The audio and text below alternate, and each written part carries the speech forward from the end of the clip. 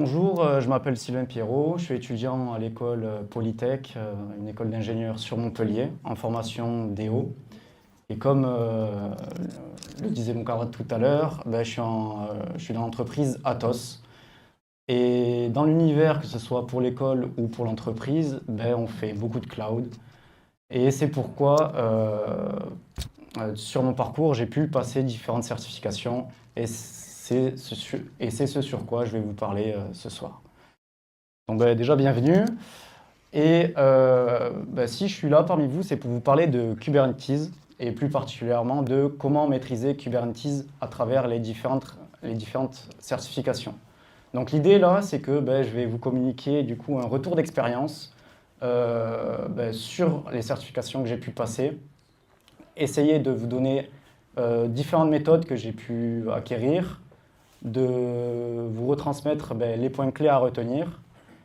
Et voilà, bon, je souhaite dire que ce que je vais vous raconter, donc les méthodes que je vais vous donner, c'est pas une unique vérité. Donc ça va vraiment dépendre du coup de votre personnalité. Mais si vous trouvez que ce que je dis est cohérent, pourquoi pas utiliser ces méthodes.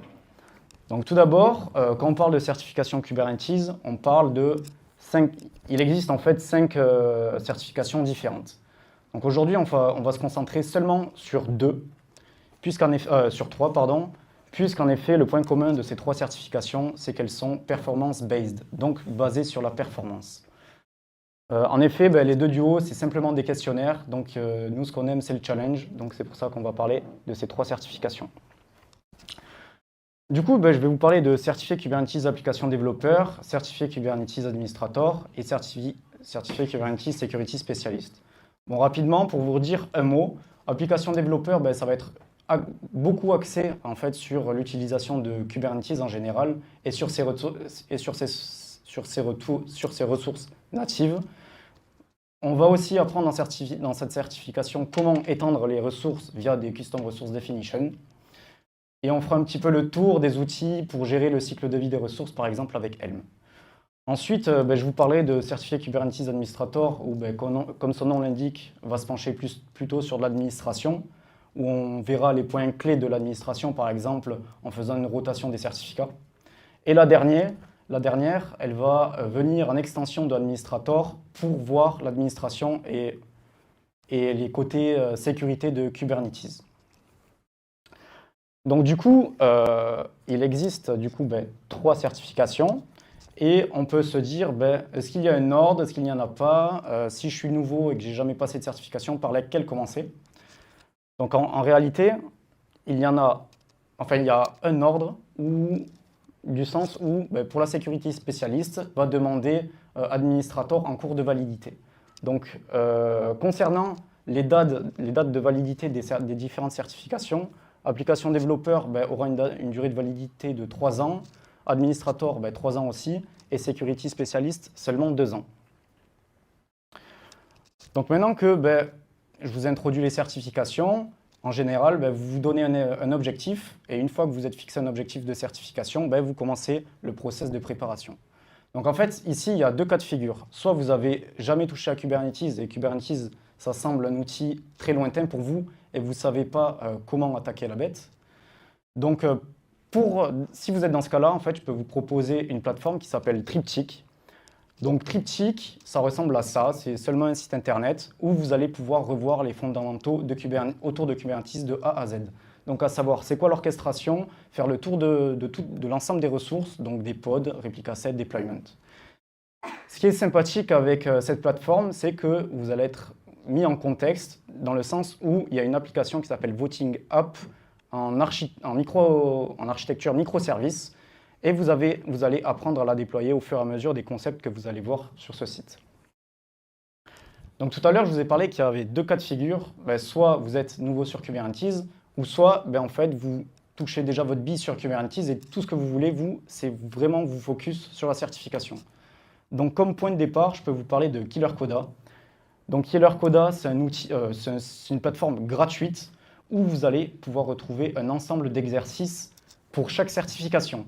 Donc imaginons, moi je veux passer la Security Specialist, je me rends sur le site, je clique, Et en fait, on voit du coup, sur la droite, on voit s'afficher toute une série d'exercices. Réaliser l'ensemble de ces exercices, c'est vraiment une réelle vraie première approche, dans le sens où vous allez pouvoir un peu constater de tous les concepts qui seront présents dans la certification, et vous allez pouvoir aussi voir où sont vos lacunes, justement. Donc une fois que vous avez un peu repéré vos lacunes, par exemple dans le cadre, je ne sais pas, pour certifier Kubernetes Administrator, vous voyez que ça parle de certificats, mais vous n'êtes pas au point sur les certificats, c'est le moment de creuser. Donc là, je souhaite ouvrir une parenthèse, c'est que quelle que soit la certification, en fait, au final, vous allez devoir jouer avec Kubernetes. Et donc le meilleur moyen de jouer avec Kubernetes, c'est d'utiliser des tools. Donc comme Kind, donc Kubernetes in Docker, ou K3D. Donc quel que soit l'outil, en fait, ces deux-là, les nodes seront représentés par des containers. Donc c'est très facile au final sur sa machine de lancer un cluster là va-vite et d'aller fouiller sur le point qui nous intéresse.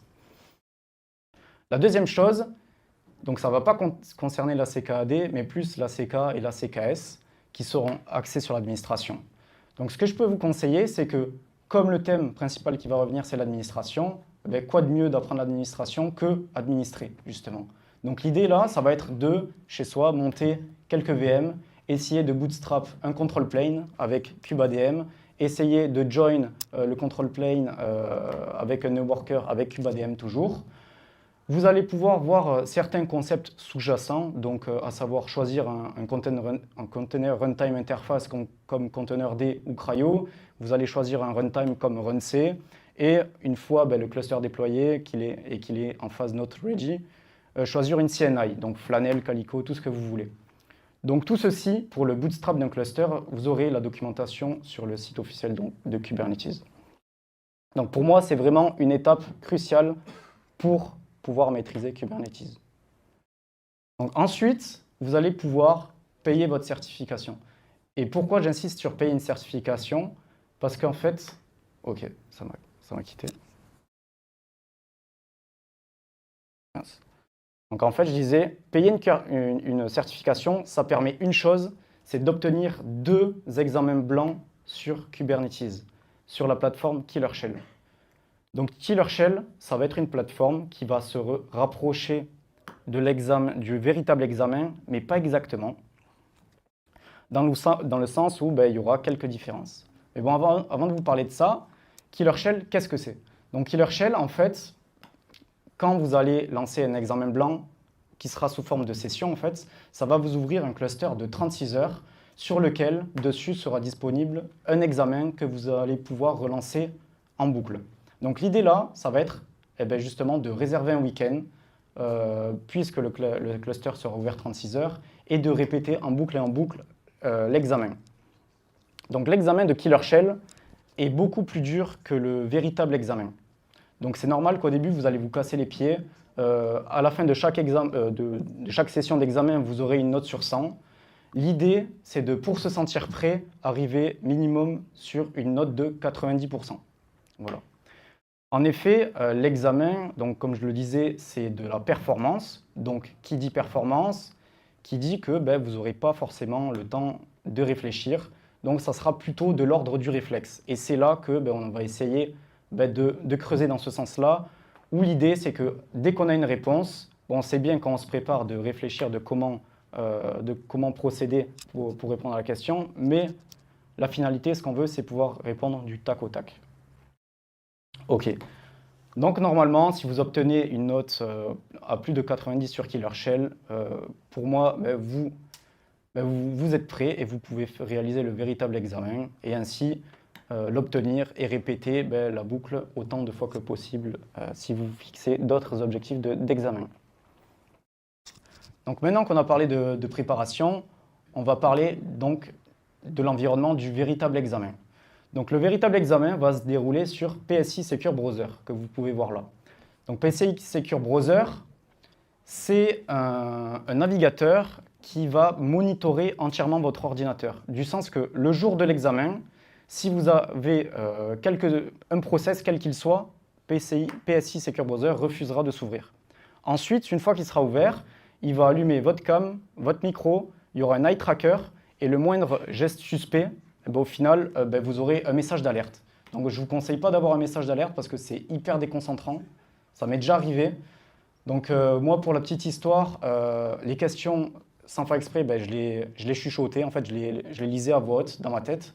Et ça m'a valu en fait une violation de règles qui a fait que ben, je pensais que l'examen était terminé, mais en fait non, c'était juste un avertissement. Et donc très très difficile ben, de se remettre dans l'examen. Et ça peut même mettre en péril votre examen. Donc l'idée c'est que durant l'examen, sur un tiers de l'écran à gauche, vous aurez vos questions. Et les 2 tiers restants, ça sera votre environnement. Le navigateur est atroce, il fait que bugger.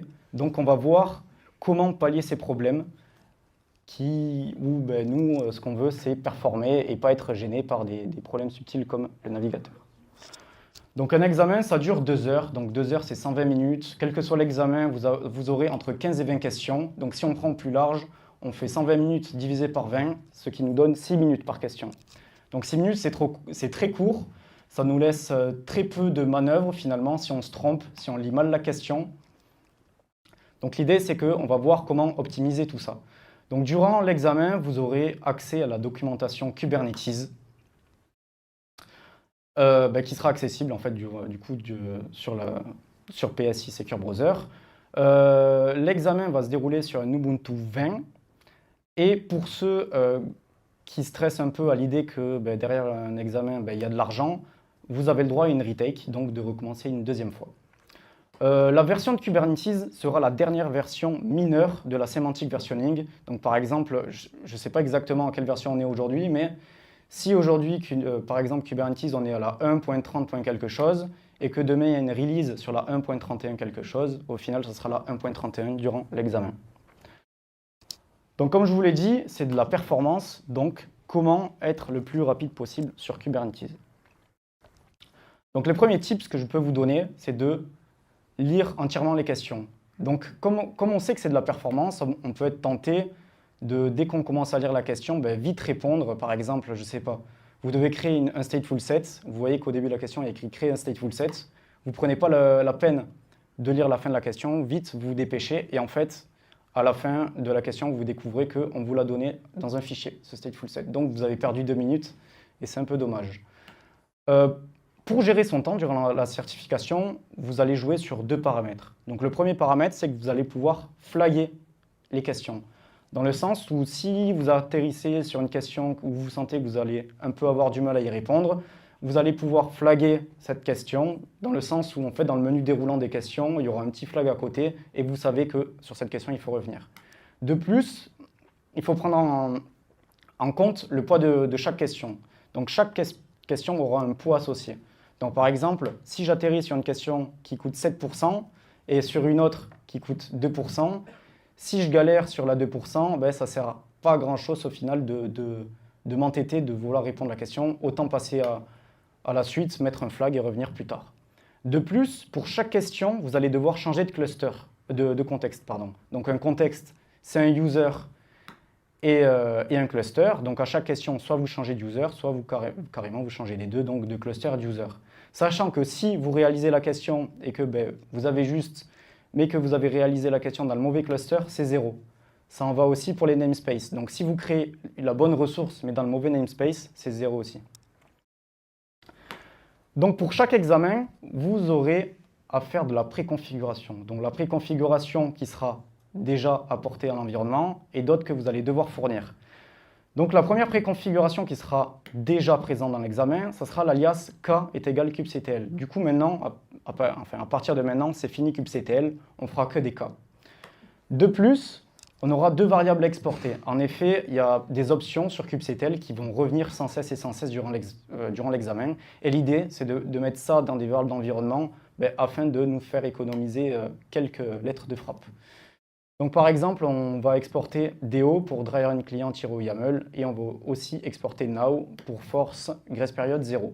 En effet, personnellement, ça m'est déjà arrivé de faire un cas delete pod, le nom du pod, et au final, la Kube API, elle en fait des siennes et on ne sait pas pourquoi la ressource ne se delete pas instantanément. Du coup, pour éviter ce genre de cas, on fera des force grace period 0.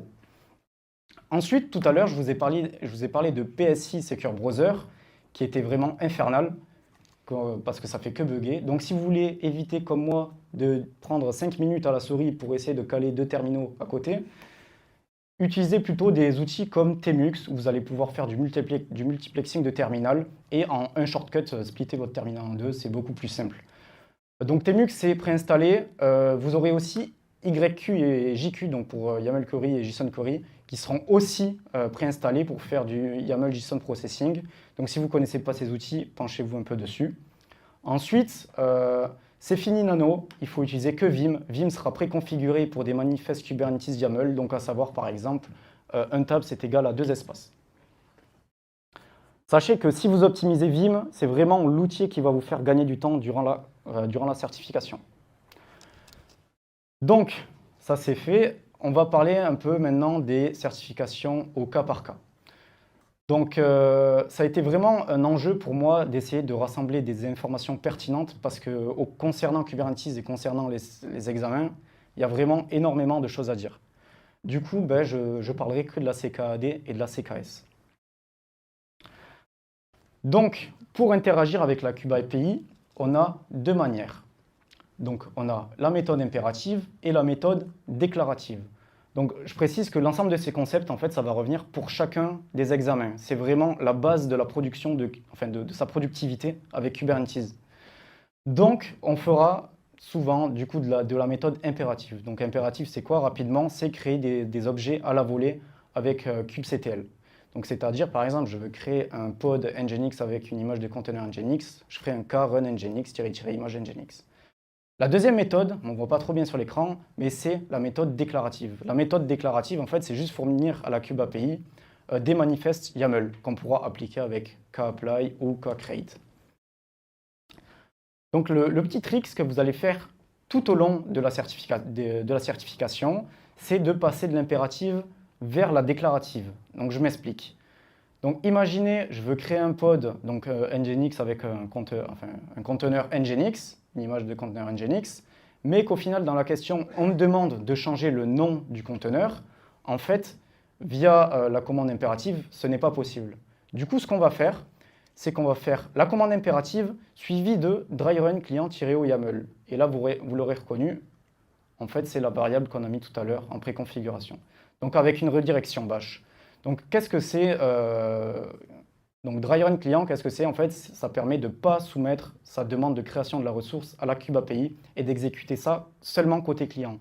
Ce qui nous permet en fait de, entre guillemets, créer la ressource côté client, l'exporter en YAML et pouvoir la récupérer dans un fichier. Donc ensuite, vous ouvrez Vim, vous modifiez le nom du conteneur et vous appliquez. Donc la deuxième méthode pour gagner du temps, en fait, durant un examen, l'idée, c'est de trouver l'information qui vous manque le plus rapidement possible.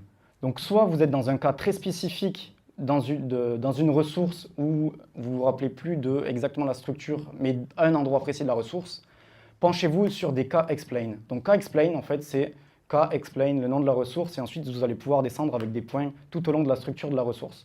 Donc par exemple, là j'ai mis un affichage où j'ai fait un k-explain pod.spec.container.env. Et donc j'arrive au niveau de la ressource qui me dit qu'en fait à cet endroit-là c'est une liste et vous avez en champ possible name, value. Bon là c'est un cas très simple parce que c'est un pod, mais imaginez, je ne sais pas, c'est un runtime class, la commande va être très utile. De plus, comme je vous disais tout à l'heure, vous avez accès à la documentation Kubernetes. Et l'idée, c'est que, en fait, la documentation Kubernetes, elle s'affiche un peu comme un navigateur où vous allez avoir une barre de recherche. L'idée derrière cette barre de recherche, c'est de trouver l'information que vous voulez à la base d'un mot-clé. Donc, essayez vraiment de travailler ça, d'apprendre à chercher dans la documentation Kubernetes. Ça sera le meilleur moyen de gagner du temps. Sachant que sur la documentation, souvent, on vous donne directement l'ensemble de la ressource en déclaratif. Donc la troisième chose qui est relativement intéressante, c'est que des fois, on vous demande de créer des ressources, mais dommage, elle n'est pas possible en création de manière impérative. Donc l'idée là, c'est de trouver une ressource dans la KubeAPI qui est disponible en création impérative et qui ressemble à ma structure finale de la ressource que je veux. Donc imaginons, je veux créer un stateful set. En fait, je sais qu'un deployment, c'est vraiment très similaire en structure à mon stateful set. Donc en fait, je fais une impérative tout déclarative à la base d'un deployment. Comme ça, j'obtiens presque ma ressource stateful set. Et je supprime ensuite les champs qui ne m'intéressent pas, qui n'existent pas dans stateful set. Et je renomme le kind en stateful set. Ok, donc je ne sais pas combien de temps il me reste, mais maintenant je vais vous parler de la CKS, comme tout à l'heure, je vous disais. Donc des commandes et des concepts à retenir. Donc en fait, l'idée là, c'est que depuis tout à l'heure, je vous parle de certification, mais ce que j'ai envie de transmettre à travers ces slides, ce n'est pas les informations que vous pouvez trouver en 2 clics sur Internet, c'est vraiment des concepts, enfin c'est vraiment des pièces de puzzle que j'essaie de rassembler pour vous donner une idée de, si vous êtes intéressé par la CKS, des éléments à retenir. Voilà.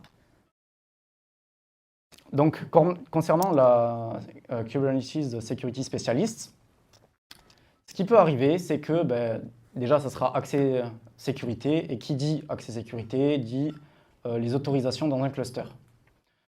Donc, quand on arrive dans un cluster et quand dans l'examen, on vous pose une question, donc imaginons, je ne sais pas, on vous demande de récupérer un secret, donc en faisant un k-get-secret. Le premier réflexe, c'est d'exécuter la commande, et mince, la kubeAPI vous dit que vous n'avez pas le droit. Donc au lieu de tâtonner avec kubectl pour savoir qu'est-ce que je peux faire et qu'est-ce que je ne peux pas faire, autant opter pour une commande de k-list-namespace, avec le nom du namespace, pour lister les droits qu'on a sur ce namespace. Bon, déjà, ça vous empêchera de tâtonner et ça vous donnera une idée de comment répondre à la question, surtout. Donc, imaginons, on reste dans le cadre, du coup, de lister des secrets et la kubeAPI, elle refuse elle vous dit qu'elle n'a pas les droits. Donc, l'idée, là, c'est que je liste, du coup, mes autorisations et je vois, donc là, ce n'est pas le cas, mais je vois que, bizarrement, j'ai le droit d'exécuter un pod. Donc déjà, pouvoir simplement exécuter un pod pour essayer d'aller chercher des secrets, ça vous donne un bel indice que finalement, il y a peut-être un service à compte qui tourne sur ce pod qui a des droits un peu spécifiques sur le cluster. Et bien en fait, c'est la faille qu'on va essayer d'exploiter, et c'est ce que je vais vous dire. Donc là, premier réflexe, c'est j'ouvre un terminal dans le conteneur du pod. Donc imaginons, je sais pas, c'est un pod Nginx. Donc il faut savoir au préalable que dans un cluster Kubernetes, dans le namespace default, il y a un service qui s'appelle Kubernetes qui sert à contacter la kubeAPI. Et donc, c'est ce qu'on va vouloir faire en se faisant passer du coup pour le service à compte. Donc on a ouvert un terminal dans notre conteneur et maintenant il faut parler à ce service dans le namespace default. Donc on a 2 manières, soit la méthode curl, soit la méthode kubectl. Et en fait, je vous présente, là, je vais vous parler des 2 méthodes. C'est qu'en fait, moi, je n'aime pas trop la commande curl et je préfère opter pour un kubectl. Donc l'idée là, c'est qu'avec un curl, on va aller chercher le token qui se trouve dans le conteneur, dans /run secret kubernetes service account token, et on va le mettre dans les headers avec une autorisation de la commande curl. Donc curl, en fait, l'idée, là, c'est qu'on fait une résolution DNS Kubernetes avec kubernetes.default et ensuite, on met en / la route de l'API du endpoint jusqu'à, par exemple, ici, jusqu'au secret qu'on veut lister. Donc cette commande, en fait, elle est un peu compliquée à retenir. Durant un examen, il ne faut pas oublier quelque chose, c'est qu'on sera stressé. Et la CKS regroupe tellement d'informations à retenir que c'est très délicat d'apprendre au cas par cas toutes ces situations particulières. Du coup, moi, ce que je vous conseille, c'est dans le conteneur, installer kubectl, donc à condition que le file system ne soit pas en read-only. Donc installer le kubectl, ça va permettre une chose. Donc par défaut, kubectl détermine s'il est exécuté au sein d'un pod en allant chercher 3 trucs. Le token et deux variables d'environnement. Et donc, s'ils sont présents, il va pouvoir utiliser ça pour requêter la kubeAPI. Et au final, kubectl, quand on fait une recherche sur la documentation, c'est vraiment 3 lignes. Il n'y a rien de compliqué à retenir. Et une fois qu'on a la kubectl de disponible dans le conteneur, au final, pour aller chercher le secret, on connaît tous la commande, c'est get-secret, enfin kubectl get-secret. Et au moins, vous avez réussi à lister, enfin récupérer le secret sans vous embêter à retenir l'API, la structure de l'API. Donc ensuite, je vais parler de etcd. Donc, on va vous demander d'interagir avec etcd ou plein de choses, ou plusieurs trucs. Et en fait, l'idée, c'est qu'il faut retenir que la Kube API Server, en général, elle contacte tout le monde au sein des composants d'un cluster. C'est-à-dire que si elle contacte tout le monde, ça veut dire qu'en paramètre, en fait, elle a vraiment tout ce qu'il y a besoin, donc par exemple pour notre etcd.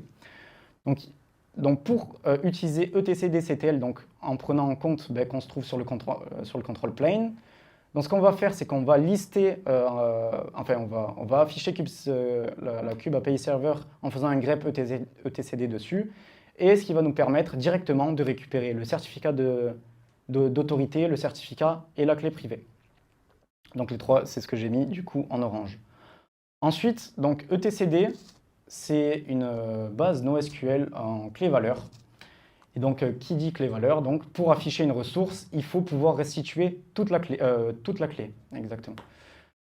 Donc, pour ça, c'est un peu comme la même situation que le curl, c'est un peu compliqué de retenir une clé en entière.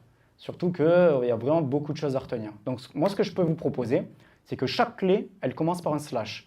Donc, avec un get, préfixe slash, vous allez pouvoir lister toutes les clés qui commencent par ça. Et ensuite remonter jusqu'à la clé que vous avez besoin pour ensuite faire un get la clé et récupérer la valeur. Donc durant la CKS, vous aurez beaucoup de manœuvres à faire et beaucoup de customization. Donc par exemple, pour encrypter etcd, donc je vous parle d'encrypter etcd parce que souvent, durant la certification, on va vous demander une chose, c'est d'encrypter les secrets, et seulement ça. Du coup, l'idée là, en fait, c'est de retenir la structure que je vous ai affichée, en n'oubliant pas de mettre dans les providers un -identity. Donc le -identity va permettre de lister les secrets qui sont au préalable dans le cluster, pour ne pas vous empêcher, une fois que vous avez rajouté cette couche d'inscription, pour ne pas rajouter le fait de pouvoir lire les secrets qui étaient déjà présents. Ensuite, vous pouvez voir qu'en bas, je vous affiche un truc avec une flèche où il y a écrit host as volume. Donc l'idée, c'est que quand vous allez rajouter un plugin dans la Kube API, ou quand, par exemple, vous allez faire de l'etcd inscription, on va vous demander deux choses. Donc de fournir un fichier, de rajouter en paramètre, donc par exemple, une configuration, et ensuite de monter un volume. Donc l'idée, c'est que nous, quand on crée un fichier, on le crée en fait sur le nœud. Donc par exemple ici pour etcd sur le control plane. Et pour que notre pod puisse accéder à ce fichier, l'idée c'est qu'en fait, d'abord vous mettez le paramètre avec le chemin sur le fichier, mais comme le fichier il se trouve sur notre nœud, en fait on va monter un volume hostpass dessus. Donc en fait cette dualité de ajouter un paramètre, mettre un volume, ça va revenir assez souvent dans la certification. Donc par exemple, si on veut auditer les events dans la Kube API, donc là ça vient de la documentation Kubernetes, donc on peut voir qu'on doit rajouter les deux paramètres qu'on peut voir là-haut, et qu'ensuite on doit monter des volumes, donc en hostpass. Et ça va revenir très souvent, quelle que soit la customization qu'on va apporter sur Kubernetes.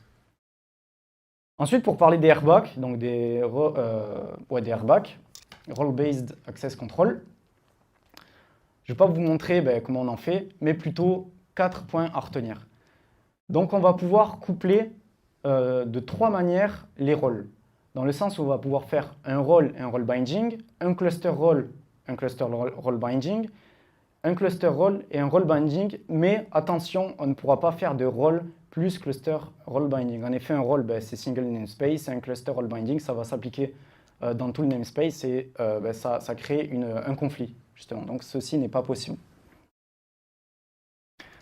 Ensuite, rapidement, moi, je trouvais ça pertinent de raconter ça, mais pour tuer un processus qui écoute sur un port spécifique, on va devoir se rendre sur un nœud, utiliser un outil tel que SS ou netstat pour lister du coup tous les processus avec un grep. Donc du coup, en l'occurrence, le fameux processus qui écoute sur ce port. Une fois que vous avez récupéré le PID, on va pouvoir, avec le pseudo-file system Linux proc, avec le chemin proc /le PID/exe, avec un ls-l, au final, on va pouvoir savoir quel binaire a été exécuté avec ce processus. Donc l'idée, c'est de récupérer le binaire, kill le processus, puis de le supprimer.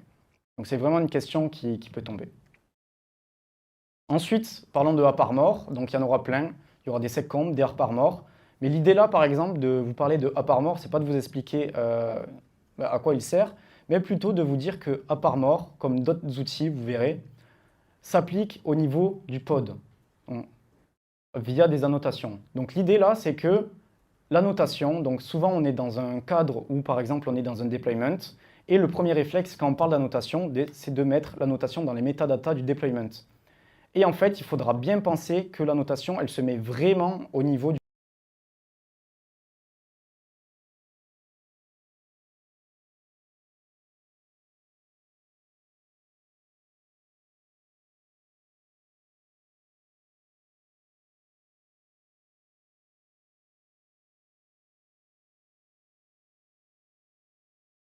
pertinent de résumer à propos des security contexts, c'est qu'en fait, dans un pod, on peut appliquer des security contexts à deux niveaux. Donc au niveau du pod et au niveau du conteneur. Donc là, l'idée, l'une des seules choses à retenir qui est assez importante, c'est que pour une même clé, donc dans security context au niveau du pod et pour security context au niveau du conteneur, donc par exemple, là on peut voir run as user 1000 et dans le container run as user 1000, ça sera toujours celui du container qui l'emporte. Donc au final, là, on aura un user qui sera à 2000. Ensuite, concernant les runtime classes, donc comme vous savez, donc par défaut, on aura du runc. Là, on va vous présenter un outil, donc par exemple gvisor, qui sera un nouveau runtime class qu'on va pouvoir apporter à notre cluster. Donc un runtime, donc c'est ce qui va déterminer l'isolation de notre processus, donc sur le concept de container. Donc l'idée là, c'est que quand on veut faire un runtime class, il faut du coup créer une ressource, runtime class. Donc ce qui est bien en fait, et qu'on apprend avec la CKS, c'est qu'en fait Kubernetes, c'est un outil hyper extensible. Et c'est vraiment l'idée qu'on veut apporter. On va pouvoir l'étendre par exemple avec des policies comme OPA, comme Kyverno, on va pouvoir l'étendre au niveau des runtime. Vraiment, c'est un outil très très malléable. Mais pour revenir au runtime class, l'idée c'est que le runtime doit être installé sur lequel le runtime doit être installé sur le nœud sur lequel notre pod va être schedulé. Donc ça va être très important de rajouter en paire deux champs dans notre pod quand on veut que notre pod utilise un certain runtime. Donc le premier champ, ça va être le node name, donc pour être le node name où notre runtime est installé. Le deuxième champ, c'est par exemple le runtime class name gvisor, donc pour qu'il utilise notre nouveau runtime. Ensuite, pour vérifier que notre conteneur a bien utilisé le runtime qu'on lui a fourni pour sa création, on va pouvoir faire un exec avec des messages pour pouvoir lister du coup le commencement et ainsi voir le starting gvisor. Et donc, quand on voit starting gvisor, ça veut bien dire que notre conteneur a utilisé le runtime. Ok, bon, on arrive déjà à la fin. Je ne sais pas si ça fait combien de temps que je parle. Donc, pour conclure, ces trois certifications, donc CKAD, CKA et CKS, couvrent vraiment un périmètre hyper large. Donc, on va de l'utilisation simple de Kubernetes, on va étendre Kubernetes, et on va même administrer Kubernetes et ainsi voir ses sécurités. Donc, pour moi, disons à qui s'adressent ces certifications et pour quel public. Et bien, en fait, ça va dépendre de vous. Si vous voulez si vous voulez faire des deployments, par exemple, pour la production, ça n'a aucun sens de ne pas connaître la sécurité et c'est même primordial. Aujourd'hui, la sécurité joue un rôle hyper important, surtout sur Kubernetes. Et l'idée, c'est de vraiment essayer d'apprendre Kubernetes de A à Z. Mais si en revanche, par exemple, vous êtes plus côté développeur et vous voulez juste en local faire tourner ou en développement, faire tourner du Kubernetes pour essayer de vraiment rapprocher le développement local de de la plateforme finale, donc sur du Kubernetes. Donc là, c'est une bonne idée de s'orienter vers de la CKAD et ne pas forcément approfondir sur la sécurité Kubernetes. Donc voilà, j'espère que ça vous aura plu et que j'espère que j'ai tout transmis, tout ce que je voulais vous dire. Et merci de m'avoir écouté.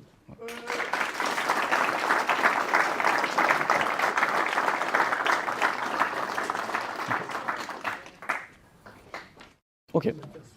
Qui veut des questions? Enfin, qui veut poser des questions? Qui a des questions?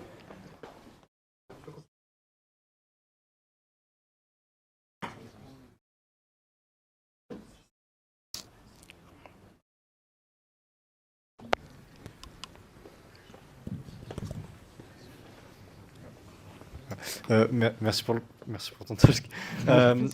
J'avais une question. Est-ce que tu l'as raté une fois? Non. Ok. Voilà. GG. Bravo.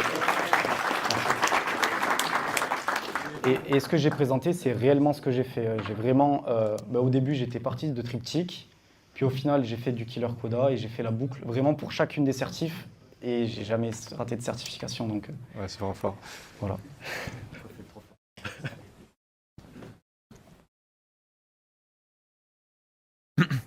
Merci pour le talk, c'était super intéressant. Je me demandais, est-ce qu'il y a des points, toi, en passant les certifs, où tu t'es dit qui étaient particulièrement tendus, où tu t'es dit, où tu as passé plus de temps, où tu as eu besoin de plus de temps pour maîtriser, que tu as trouvé plus complexe? C'est la CKS. Ça couvre vraiment un périmètre hyper large. Et vraiment, vous pouvez avoir des questions vraiment qui peuvent même venir de la CKA. Ou par exemple, je peux citer quand on veut imaginons, on a un certificat, on a un certificat signing request pour un certain user. En fait, vous allez avoir par exemple deux méthodes pour le valider. Soit utiliser la kubeAPI, soit le faire à la main avec OpenSSL directement sur le nœud. Et donc ça, ce genre de cas, ça va arriver pour plein de concepts. Et c'est tellement large, parce que là, vraiment, dans la CKS, on vous apprend que Kubernetes, c'est hyper extensible, et c'est vraiment sur ça qu'ils mettent le point, justement. Donc on vous fait faire un tour de plein d'outils, de Kubebench, on vous fait faire du Falco, on vous fait faire de la Policies avec OPA. Vraiment, c'est vraiment la certification complexe. Voilà.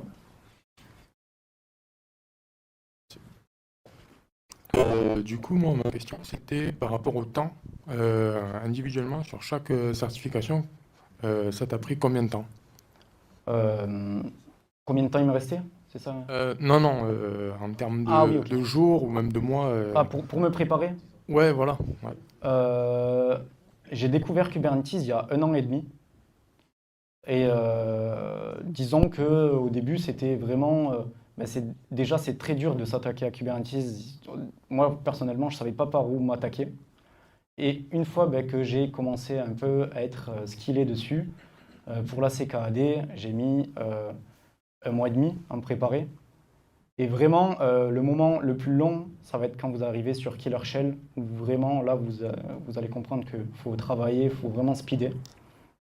C'est vraiment le moment, dès que vous arrivez à ce moment-là, vous êtes presque à l'examen final. Donc, ce que je veux dire par là, c'est qu'en fait, quand vous commencez à vous préparer pour une certification, en général, l'examen, vous ne vous rendez pas compte, mais il va arriver très très vite. Parce que le processus est assez rapide quand même. Donc, je dirais que par certification, je me suis préparé en 1-2 mois, chaque fois.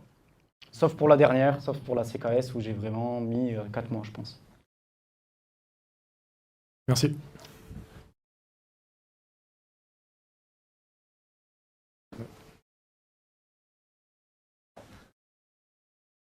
Alors merci pour ce talk du coup, c'était hyper intéressant. Je voulais revenir sur comment ça se passe l'examen. Comment ça se passe? T'es sur ton propre PC, mais juste t'es dans une VM, c'est ça? Enfin, qu'est-ce qui se passe exactement? Ils te fournissent un PC, enfin, tu le passes chez toi? Ah non, c'est chez toi. Tu le fais chez toi. D'accord. Tu ouvres ton PC. Donc, il faut savoir que l'autorité qui délivre l'examen, c'est la Linux Foundation. Elle a une tolérance zéro vis-à-vis des règles. Du sens où vous avez vraiment beaucoup de règles. Je vous conseille de les lire pour ne pas faire comme moi et prendre des violations de règles. L'idée, c'est que quand l'examen commence, donc que vous avez schedulé, vous allez pouvoir lancer votre examen 30 minutes avant. Et je vous conseille vraiment de le lancer 30 minutes avant parce qu'il peut y avoir des complications où, par exemple, le gars qui doit vérifier votre identité, en fait, il ne veut pas. Par exemple, il dit que, moi, petite anecdote, avant de lancer l'examen, vous devez fournir votre nom. Et donc, moi, j'avais juste mis Sylvain. Et en fait, comme le gars, il a vu que sur ma carte d'identité, il y avait écrit Sylvain Pierrot et pas que Sylvain, il m'a refusé. Donc, je ne pouvais pas lancer l'examen. Donc là, vous êtes là à batailler avec l'assistance pour dire oui, non, non, je m'appelle vraiment comme ça, vous essayez. Ouais, c'est ce genre de choses qui peut arriver. Et en plus, du coup, quand vous lancez PSI Secure Browser, la première chose qu'on va vous faire, c'est qu'un gars va vous parler via un chat et vous dire bon, maintenant, il faut que tu vérifies toute la pièce. Donc vous allez devoir faire le tour de votre pièce, montrer sur le bureau, montrer que vous n'avez rien sur le bureau. Vous devez montrer chaque oreille, montrer que vous n'avez pas d'écouteurs. Donc il faut enlever tous les bijoux. Votre téléphone, on me demande de le lancer. Donc moi, carrément, je faisais un airdrop dans la pièce pour montrer que mon téléphone il est bien là-bas et je fermais la porte. Et une fois que vous avez montré tout ça, l'examinateur vous dit que l'examen peut commencer et l'examen apparaît avec les questions. Voilà. D'accord. Et donc ça, tu peux le faire depuis n'importe quel OS sur ton PC, c'est... Ah ouais, non. Il y a pas de depuis n'importe restrictions. quel. Moi, je le faisais sur Ubuntu, par exemple. Je peux le faire vraiment partout. Mais important, c'est que pour lancer PSI Secure Browser, il faut vraiment qu'il y ait 0 process en fond de tâche qui tourne. Donc vous ne pourrez pas le lancer. Sinon.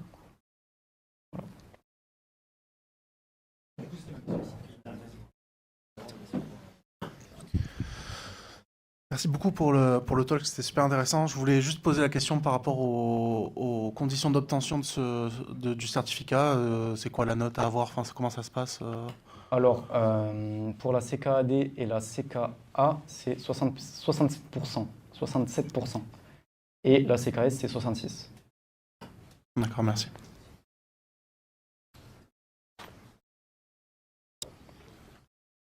Ouais, une question.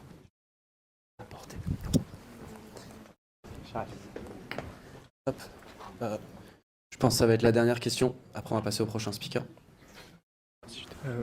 Merci pour la présentation. Merci.